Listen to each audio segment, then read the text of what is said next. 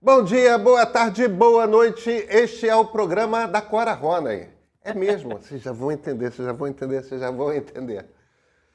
Pedro e Cora, como vocês sabem, toda terça-feira, toda quinta-feira, no canal de YouTube do Meio ou então na sua plataforma favorita de podcasts. Eu sou Pedro Doria. Ao meu lado está minha queridíssima amiga Cora Ronay. Sobre o que vamos falar hoje, Cora? De mim. A Cora está fazendo 70 anos e ela vai nos falar tudo o que nós gostaríamos de saber, mais um pouco sobre Cora Ronay. Então, vem porque hoje o programa está especial.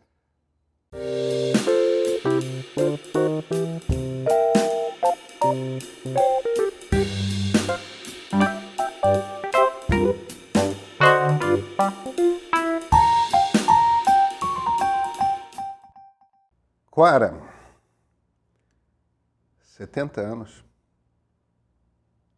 Olha, na minha época, só fazia 70 anos gente séria. Agora eu fico chocada de estar fazendo 70 anos. Como assim? Né? Muito rápido. Talvez seja muito rápido.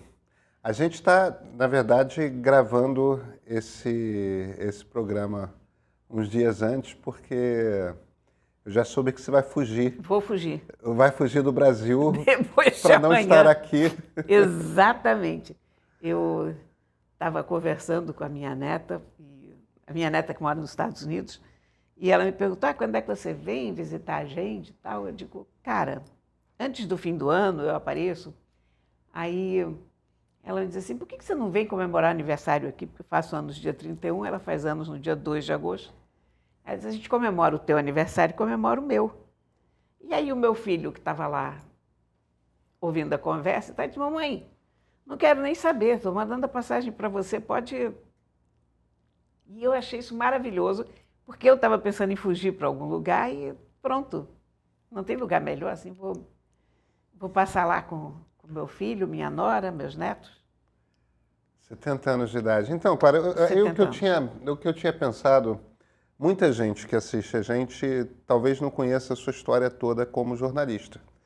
Então eu vou te entrevistar para você me contar a sua história como jornalista. Isso é uma investigação arqueológica. Você encontrará dinossauros pelo caminho. Não é tão arqueológico Megalodontes.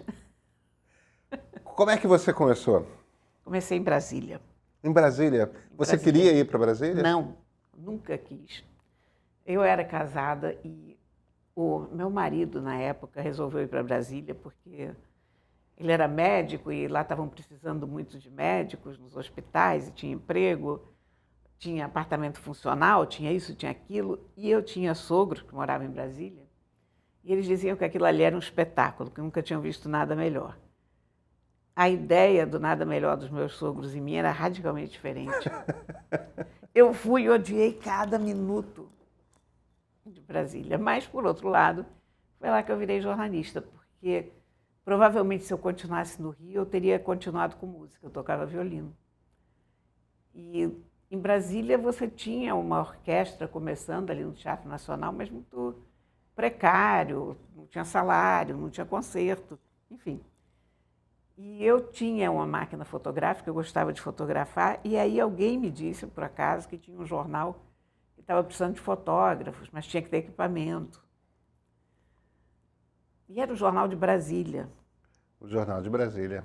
Começando, então eu cheguei lá e digo, olha, eu tenho equipamento. E foi assim. Então você começou como fotógrafa, na verdade? Como fotógrafa. E você tinha que escrever as legendas, né, das fotos. E eu escrevia as legendas e aí alguém na redação percebeu que eu era alfabetizada, que também não tinha muito por lá naquela época. E aí perguntaram se eu não queria passar para a redação. E aí eu passei para a redação e pronto. E aí nunca mais pude voltar para a fotografia. Nem para música? Não, música então nem falar.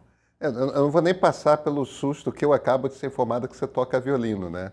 Mas... Tocava. Ah, sim, porque não toca mais? Não, violino não dá.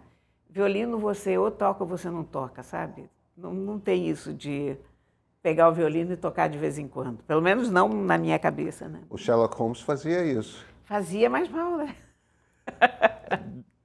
Olha, não consta que ele fosse um bom violinista. Eu argumentaria que essa é a versão de Dr. John Watson, que não necessariamente... Mas parece que não era só ele que achava isso, né? Não. Mas tudo bem. Nosso amigo Sherlock Holmes não tinha uma grande reputação como músico. Como músico, não. Certamente não.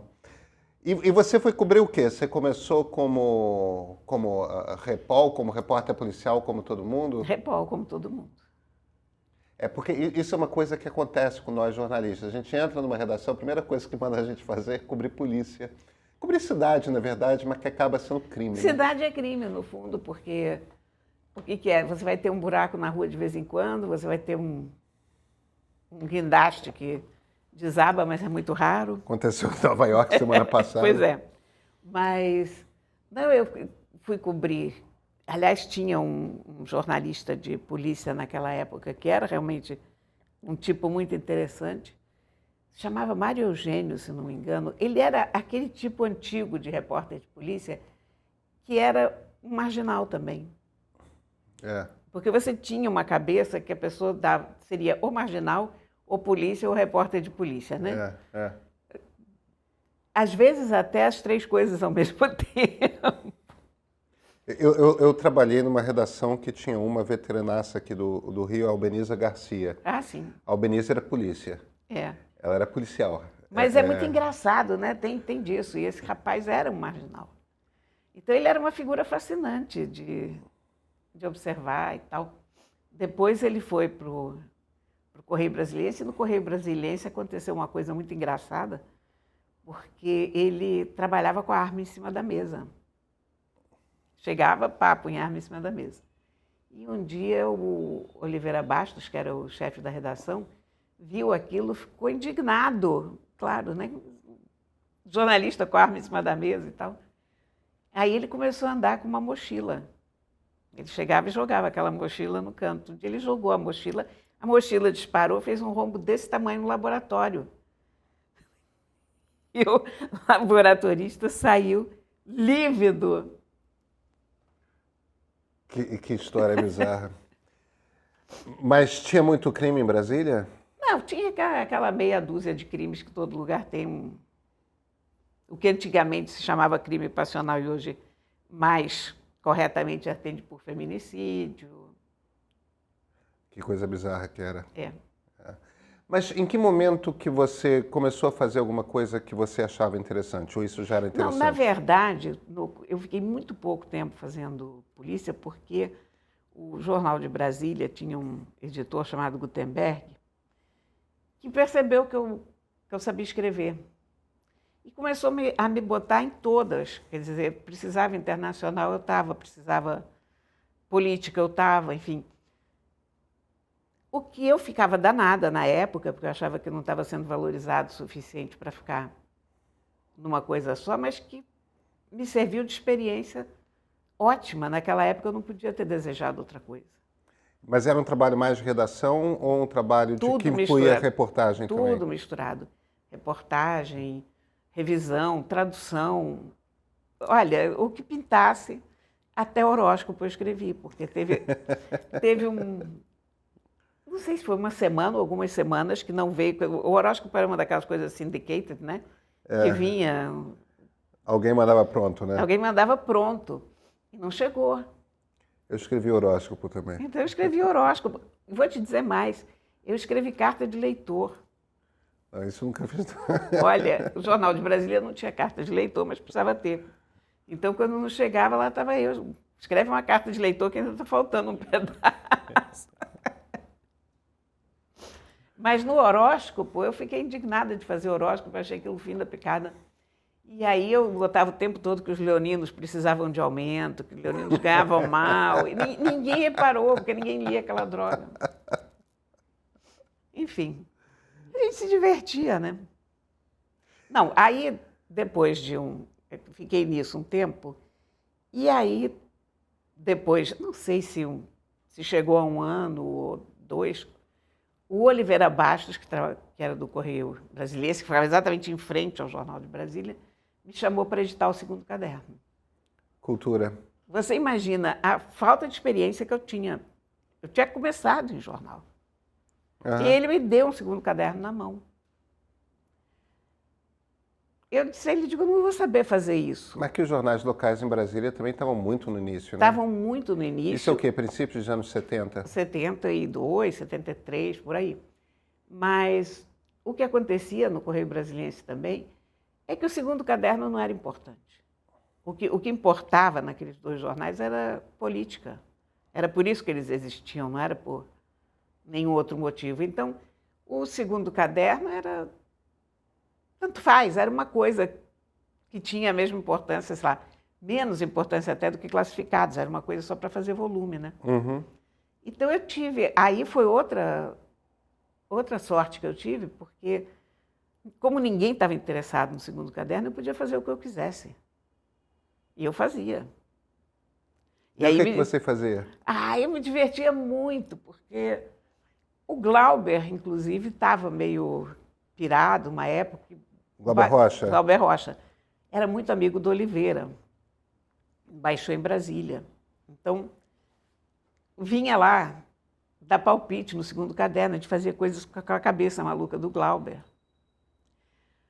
Depois, havia um rapaz jovem como eu, que era filho de um dos consorciados lá dos Diários Associados. Dos Diários Associados, a quem pertencia o Correio Brasiliense, que tinha sido posto na gráfica. Ele entendia tanto de gráfica quanto eu de segundo caderno, mas a gente fazia uma dupla dinâmica, porque, de repente, eu descobri que tinha latas de tinta coloridas lá.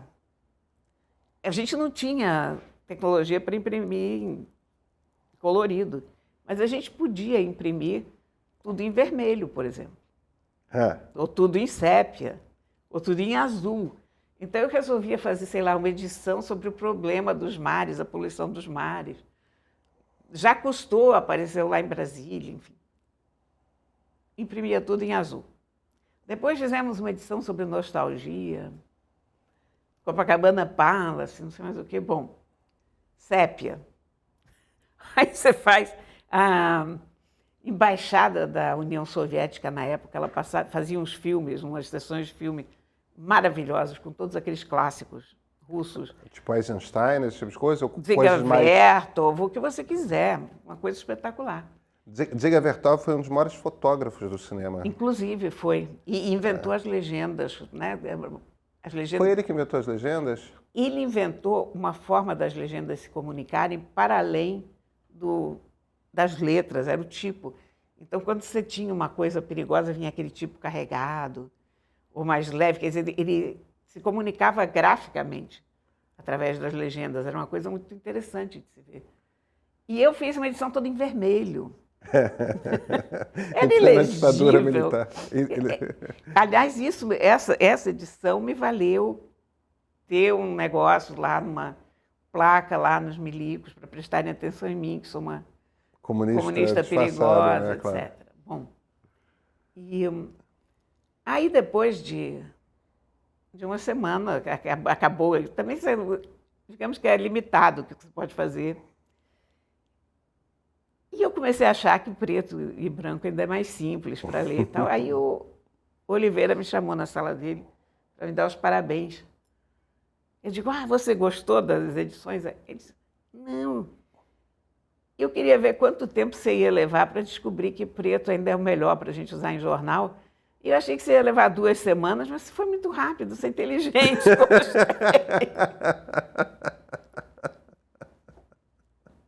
Enfim, então foi assim que eu comecei, de uma forma inteiramente bizarra e pouco usual.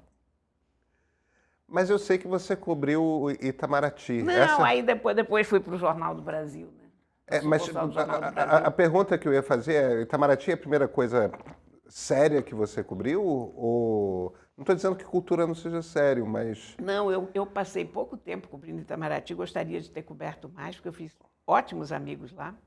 Então deixa eu puxar um pouco para antes. Em que momento que você foi? Do Correio Brasiliense você foi para o JB? Do Correio Brasiliense foi para o JB. Como é que foi essa passagem? Para o JB e para a Folha. Para os dois ao mesmo tempo? Naquela época, olha, a coisa era tão bizarra, a gente trabalhava tanto, que para você ter ideia, eu trabalhava na Folha, trabalhava no Jornal do Brasil e ainda fazia uma página semanal no Correio Brasiliense. Para completar o salário? Para completar o salário. Porque não dava, né? Mas era muito trabalho. E ainda tinha filhos, né? E casa, e marido, e não sei mais o quê. E hoje eu olho para trás e penso, cara, não sei como é que a gente dava conta de tudo. E uma coisa que eu queria ter feito mais, tinha duas coisas que eu queria ter feito mais. Eu queria ter ficado mais tempo cobrindo Itamaraty, que eu cobri só férias de algumas pessoas, então passei realmente pouco tempo lá, eu era aquela pessoa que entrava nas férias e tal. E eu gostaria de ter coberto política, sabe? Plenário, porque eu achava que era muito pitoresco. Mas ali aquilo era muito... Era uma briga muito grande, todo mundo queria fazer aquilo e, ao mesmo tempo, tinha muito pouca gente que conseguisse fazer o que eu fazia. Quer dizer, realmente era tirar leite de pedra e fazer alguma coisa em termos de cultura lá em Brasília naquele momento. Então, eu nunca tive essa chance. Mas eu tive que cobrir uma longa época, eu tive que cobrir o Ministério da Educação. Foi um inferno na minha vida. Era realmente quem? O passarinho? Não, não era o passarinho, era aquele Ludwig. Primeiro foi Eduardo Portela. Então, com o Eduardo Portela foi uma beleza, porque ele era meu amigo. Então, ótimo, foi uma época muito simpática, me diverti e tal. E depois... Ele foi ministro de quem? Do Geisel? Não me lembro mais de que ele era ministro. Tá aí, eu realmente que não pelo sei. menos era um cara com preparo intelectual, acho que Figueiredo, não era não? Foi Figueiredo já? Acho que já era Figueiredo. É possível, é possível. O Aureliano era vice do Figueiredo, né? Era vice do Figueiredo, então Aureliano já era, Chaves. Era Figueiredo, porque teve... Eu me lembrei agora porque teve um casamento da filha do Risbiter, lá na Catedral, e era uma época que o Figueiredo estava viajando e o Aureliano estava lá com o presidente. O Aureliano estava lá, mas ninguém queria perguntar nada para o Aureliano, porque o Aureliano não tinha o que dizer. E aí, de repente, eu não sabia onde ia ser a recepção depois. E eu cheguei e digo, presidente, eu quero fazer uma pergunta. Ele ficou tão feliz que alguém queria fazer uma pergunta a ele. E eu disse, o senhor sabe onde é que é a recepção? Mas, enfim, era esse tipo de coisa que acontecia na vida da gente, né? Mas, enfim. Mas depois veio o Ludwig, quando saí. E o Ludwig era considerado o milico mais bem educado deles e mais sóbrio. E esse cara desligou meu gravador, jogou o gravador em cima de mim, porque o JB, não me lembro mais se foi o JB ou a Folha, me pediu uma entrevista com ele sobre cultura. Repara o tamanho da confusão.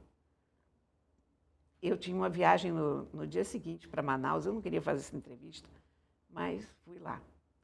Aí comecei perguntando aquelas coisas clássicas, o que ele gosta de ler, ele me respondeu livros. Pedi para ele me citar um livro, ele não sabia. Ele não tinha nenhum traquejo, ele não tinha pensado em cultura. Ele estava lidando com greves de professores, ele tinha sido posto lá exatamente por causa disso, por causa das greves de professores, mas o Ministério se chamava Ministério da Educação e Cultura, mas ele nunca tinha pensado naquela segunda parte da cultura. Então, você imagina que essa entrevista foi um desastre total, e a certa altura ele ficou super emputecido e jogou o gravador em cima de mim. Eu fiquei apavorada, porque o cara tinha o dobro do meu tamanho, mas eu digo, não vou chorar na frente desse idiota. Eu fiquei lá. Quando saí de lá, fui para a sala de imprensa, abri um berreiro.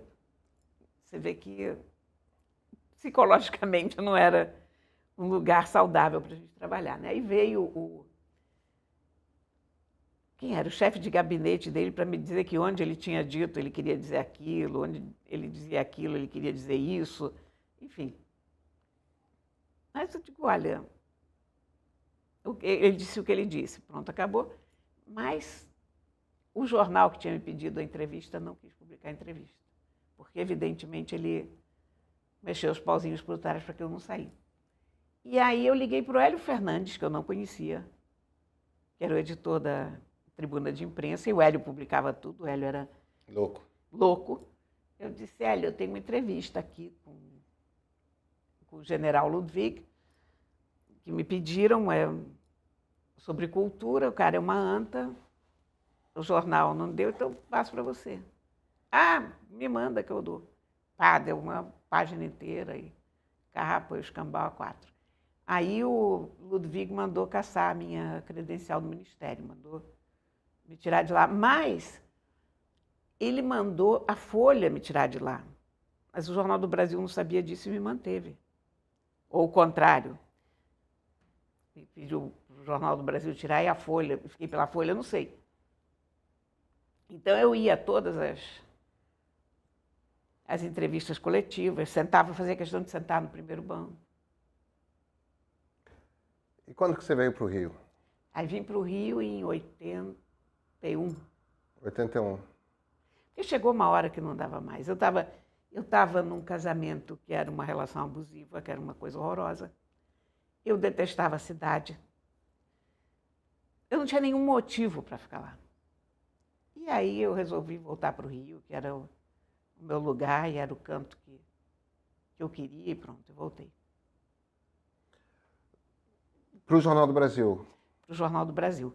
O Dines era o... Alberto Dines. Aí eu falei com o Dines, eu quero voltar para o Rio. Você me segura no jornal? Ah, mas a gente está sem vaga, mas não sei o quê. Eu digo, Dines, eu vou voltar para o Rio, nem que eu tenha que trabalhar na Manchete. Trabalhar na Manchete era realmente uma desgraça aquela altura do campeonato.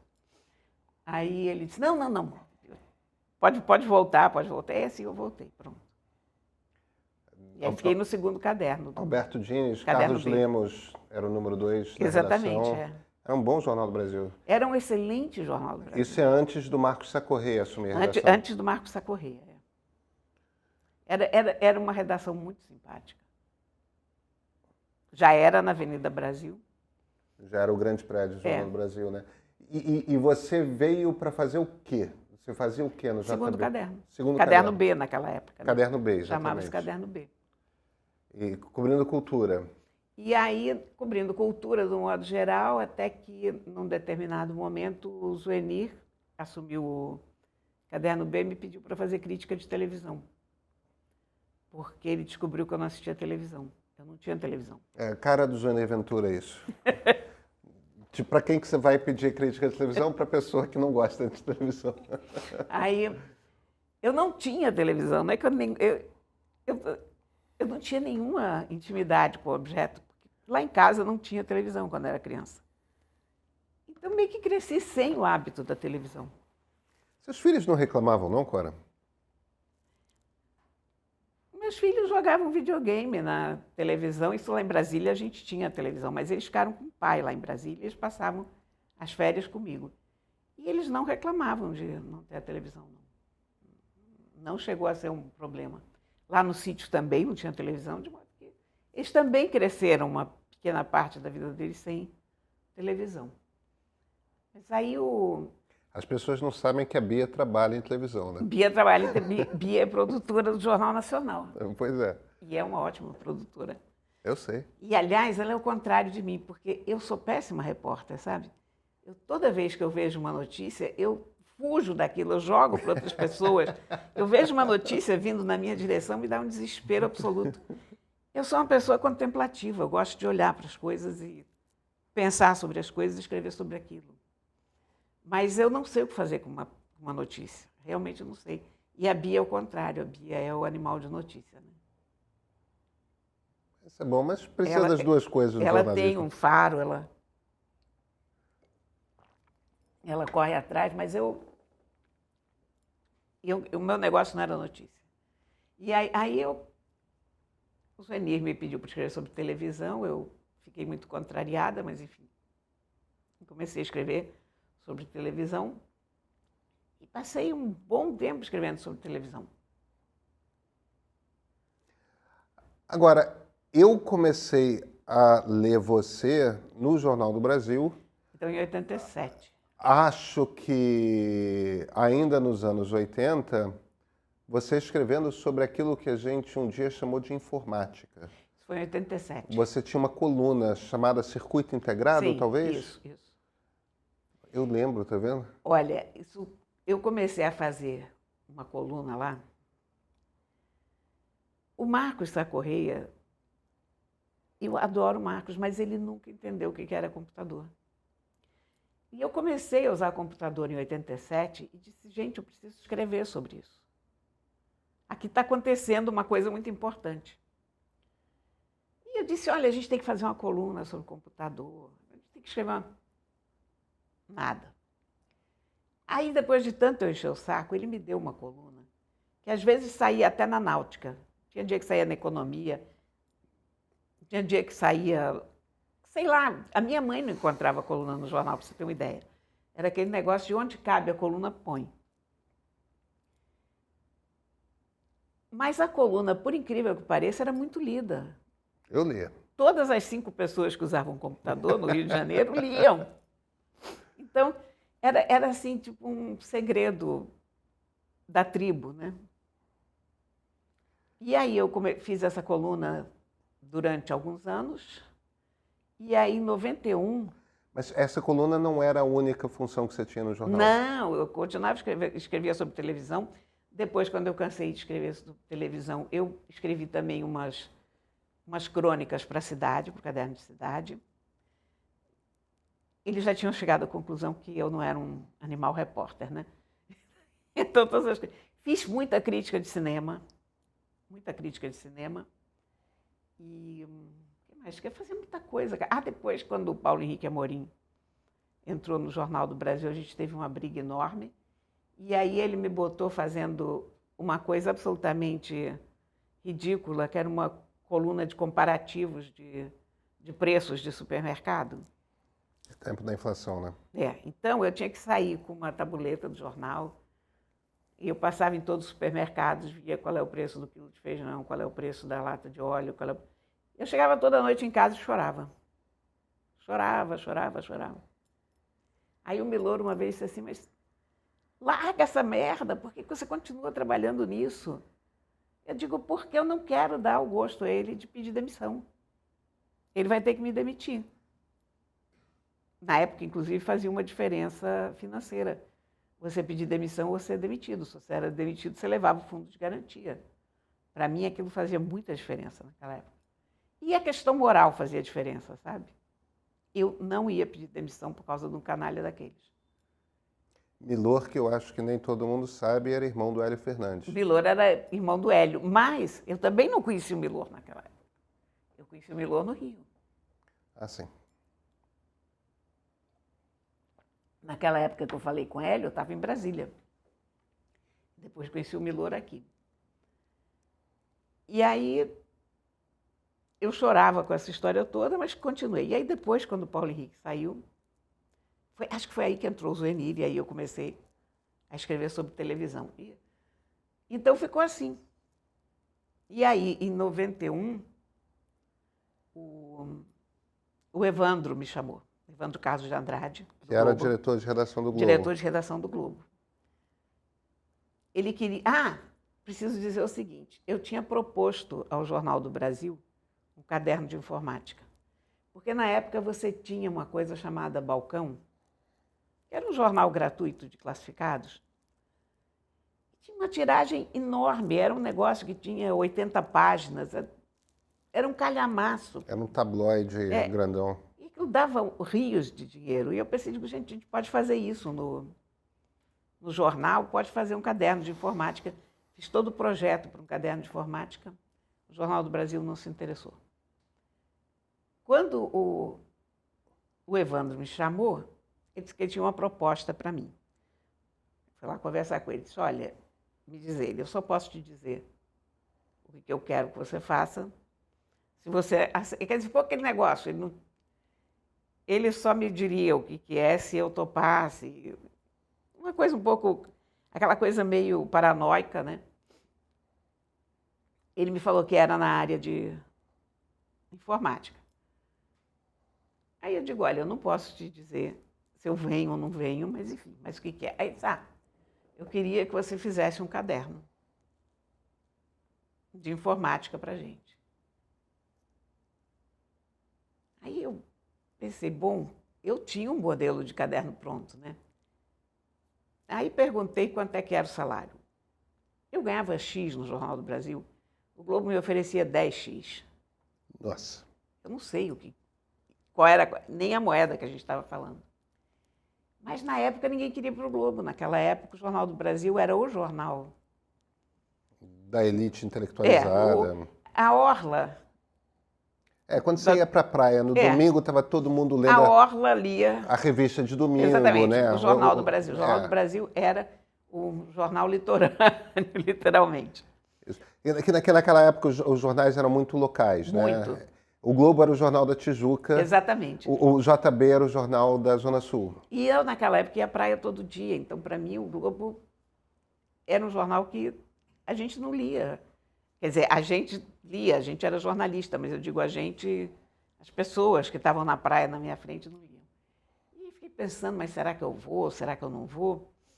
Aí eu perguntei para o Zuenir. Zu, o que eu faço? Ele disse, não, você tem que ir. Imagina, você vai fazer o teu caderno, a coisa que você quer fazer. Mas eu ainda não estava convencida, porque eu não conhecia ninguém que trabalhava no Globo. Aí perguntei para o Milor, digo, o que você acha? Eu não quero, não estou com muita vontade de sair do Jornal do Brasil. Aí ele disse, quanto é que estão te oferecendo? Eu digo 10X. Aí ele me pede 20X. Porque aí vai ser tanto dinheiro que você vai ter que ir. E se não chegarem lá, paciência, você não queria ir. Aí eu voltei lá para falar com o Evandro e digo, olha, eu aceito, eu não quero fazer leilão, mas eu aceito e eu venho por 20X. Aí o Evandro, não, isso eu não posso te pagar, porque eu não tenho nenhum editor aqui ganhando isso, ninguém ganha isso aqui. Aí eu digo, bom, então eu faço só por 20X. Aí ele chamou o Caban. O Caban era o cara da grana na redação. Grana. Henrique Caban. Henrique Caban, maravilhoso. Todo mundo tinha um medo louco do Caban, mas eu adorava o Caban. Aí, Caban, não, mas isso não dá, não tem nem alíquota, isso aqui, mas você pode fazer uma crítica de cinema? Posso. Então eu fui contratada como editora e como crítica de cinema para conseguir cobrir os 20X. E aí com 20X eu fui, porque também... A minha mãe, quando eu perguntei, aliás, eu digo, mamãe, estou na maior dúvida se eu sei. Ela me disse, quanto é que você ganha no Jornal do Brasil? Eu digo, X. Ela me disse, quanto é que o Globo oferece? Eu digo, 10X. Ela disse, então não estou vendo a dúvida.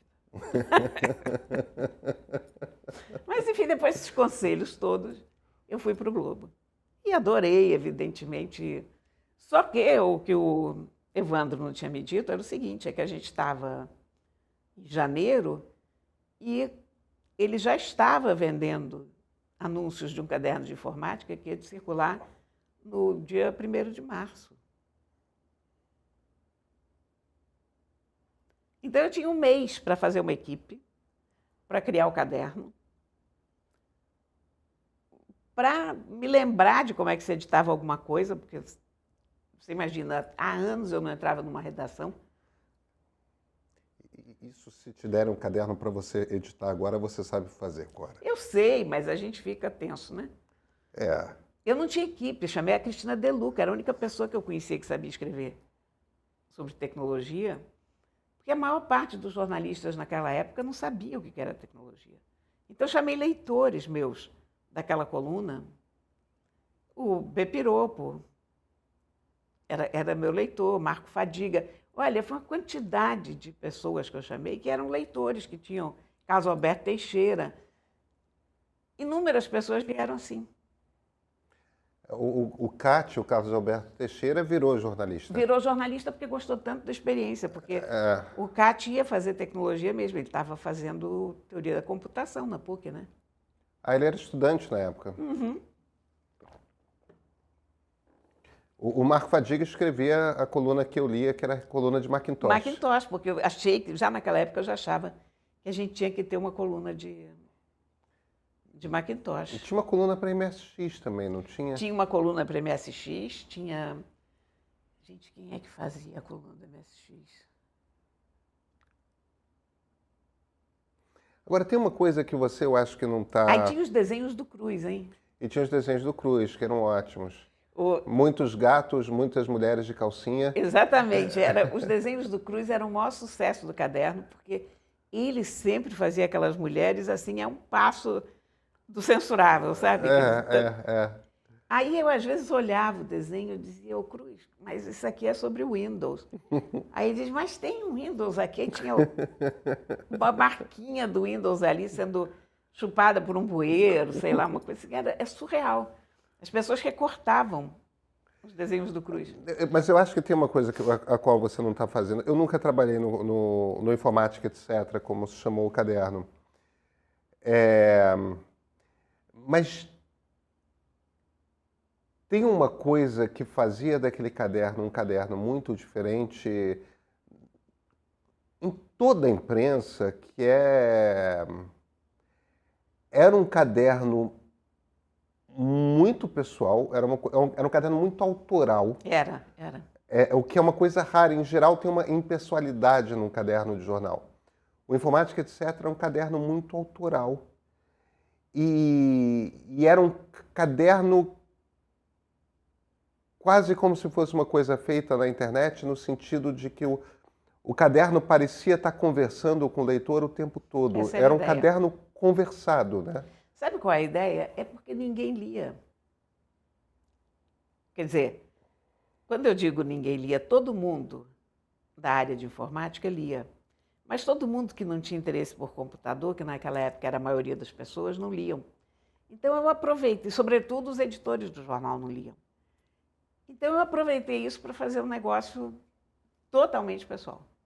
A gente brincava uns com os outros.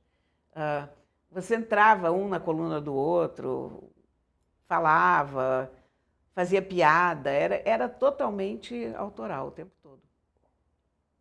Teve alguma inspiração ou foi uma coisa que foi sendo construída? Foi sendo construída assim, porque, na verdade, eu também sempre escrevi muito em primeira pessoa. E eu gosto de textos em primeira pessoa, porque eu nunca acreditei na impessoalidade do jornalismo que se praticava naquela época. Quando eu comecei, o repórter nem assinava matéria, porque os jornais achavam que o repórter assinar matéria era encher a bola do repórter e o que importava era a marca do jornal e tal. E eu nunca acreditei nisso. Eu queria saber com quem eu estava falando, eu queria saber quem estava se comunicando com a gente. Então, todo o caderno veio disso também, quer dizer, teve essa... E era curioso porque o pessoal de tecnologia que eu trouxe, que eram os leitores que não eram jornalistas, eles escreviam assim naturalmente. O Júlio Botelho, por exemplo, escrevia sobre redes, na época que rede ainda era uma coisa assim, arcana, né? Esquisita. Todo mundo escrevia assim. E quando eu trazia algum jornalista mesmo, ele tinha a maior dificuldade de se adaptar ao estilo do caderno, porque o caderno não tinha nada a ver com o resto do jornal. Ele era quase uma entidade à parte, né?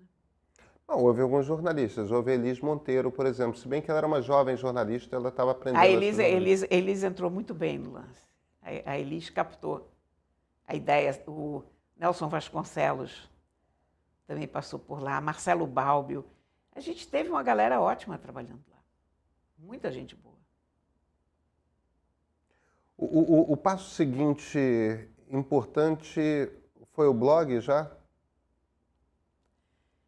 Eu acho que foi o blog. O blog eu comecei em 2001. Eu fui a primeira jornalista a ter um blog. Eu estava vendo aqueles blogs, eu estava achando aquilo tão divertido. Eu comecei a acompanhar alguns blogs porque me interessava. Eu achei aquilo... Mas era uma coisa de adolescente. Mas eu pensei, gente, isso aqui é uma ferramenta muito boa para ficar na mão de criança. E aí comecei a fazer meu blog.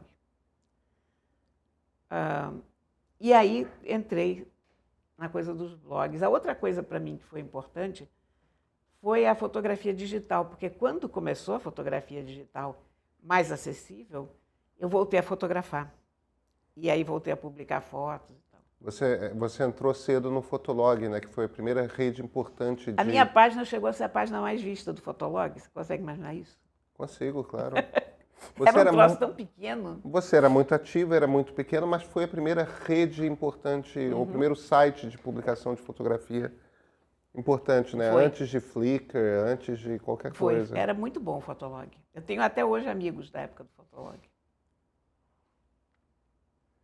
E hoje, Cora, você olha para o passado, o que foi a coisa mais divertida de fazer? Qual foi o melhor momento da carreira?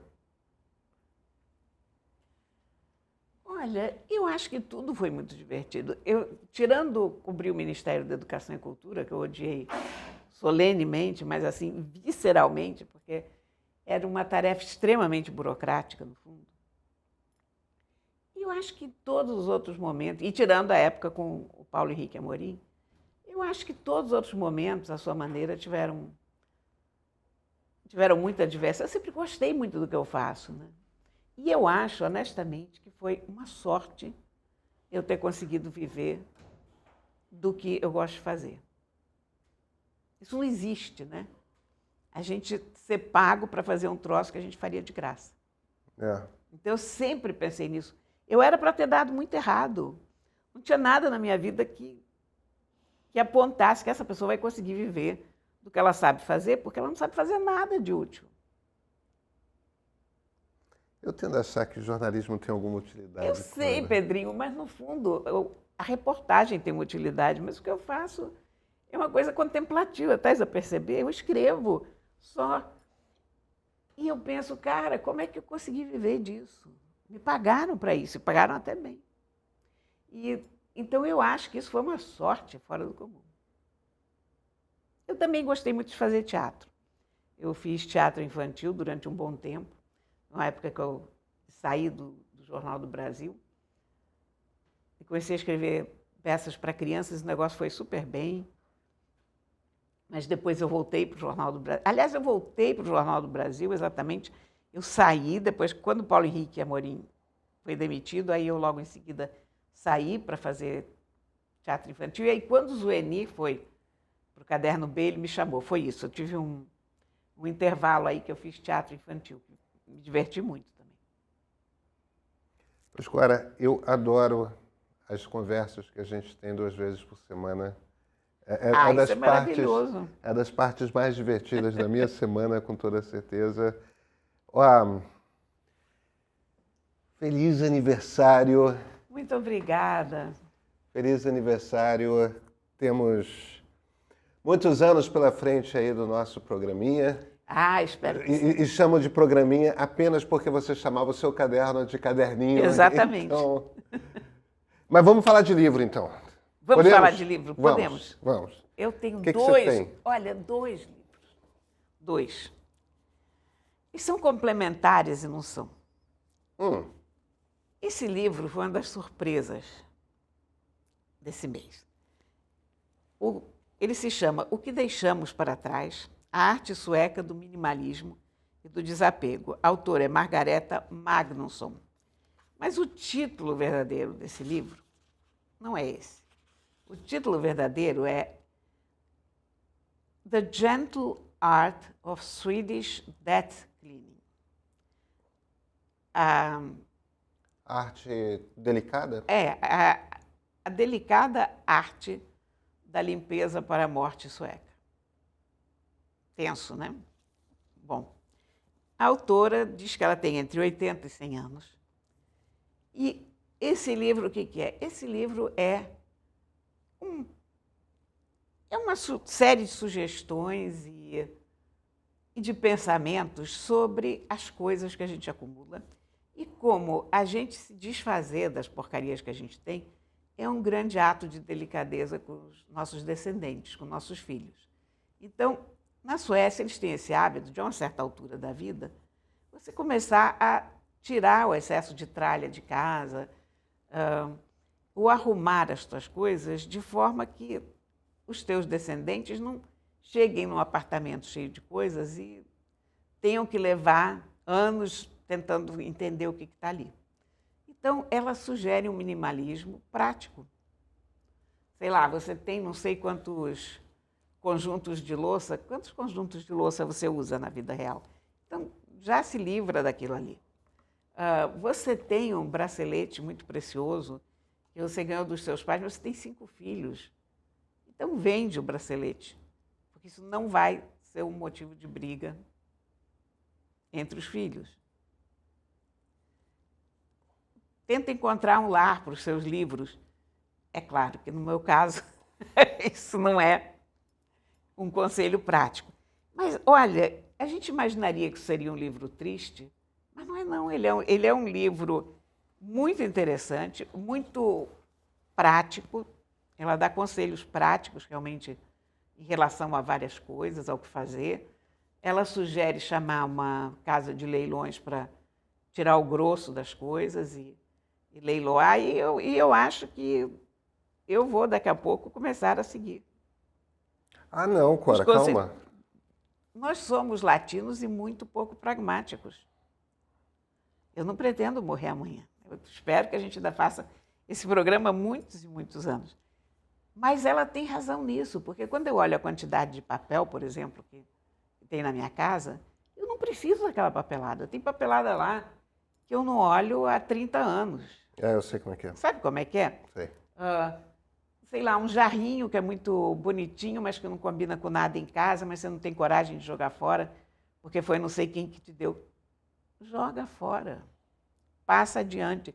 Se livra da coisa, porque a gente tem, honestamente, a gente tem uma quantidade de gavetas em casa e de armários que a gente não abre durante anos, não é verdade? É. Então, ela sugere a gente começar a prestar atenção nisso. É um pouco uma espécie de Marie Kondo, mas mais filosófica do que a Marie Kondo e mais prática, mais pragmática, porque e mais emotiva também, porque ela entende por que a gente quer viver com os objetos. A Marie Kondo tem aquele negócio, você olha para o objeto, aquilo te dá alegria, não, então joga fora. Ela não é tão radical, mas ela dá ótimas dicas, inclusive, para você manter um minimalismo que te ajuda muito na vida. Entendi. E, às vezes você também precisa mudar de um apartamento maior para um menor. Não necessariamente você vai morrer, mas quando teus filhos já se casaram, claro, a casa diminui, você não tem por que continuar morando num sala 4 quartos. Você vai para um sala 4, sala 2 quartos, você tem que reduzir um pouco as dimensões da tua vida. E esse livro é sobre isso. E aí, eu acho que esse livro aqui, da Carol Zappa e da Suelen Quessamiguemon, espero que esteja dizendo certo, Quem Tem Medo de Faxina, tudo o que você precisa saber para arrumar sua casa de um jeito rápido, barato e eficiente, é um complemento maravilhoso para aquele ali. Eu preciso disso. Minha casa é de uma desorganização. Esse livro aqui é um pequeno tesouro, porque ele te dá dicas sobre como manter as coisas limpas. Uma coisa que eu adoro, que é vinagre para limpeza. Elas recomendam direto. Elas têm muitas dicas boas. E esse livro vai ser meu presente para você. Ah, Cora, que gentil. Porque realmente esse livro é de uma enorme utilidade para quem tem casa. Você mora numa casa, você é responsável pela limpeza, e esse livro é para você. Maravilhoso livro, muito bom. E agora, dá lógica também de lógica de arrumação? Esse livro daí é para limpeza e para arrumação. É o tipo de coisa que quando a gente é jovem a gente nunca pensa, né? Não, a gente ser adulto e a gente dá valor a esses livros. Exatamente. Clara, a gente vai encerrar. A semana que vem a gente vai fazer o programa pelo menos o programa de quinta-feira remotamente, que você vai estar em San Diego. Sim, vou ter fugido do meu aniversário. Feliz aniversário. Muito obrigada, meu amor. Tenho certeza de que todos que estão assistindo também vão te desejar feliz aniversário e até outra semana. Olha, a parte mais divertida de todas é agora, para dizer a verdade. Sabe? Que bom, que bom, que bom. Então, até a semana que vem. Até para a semana.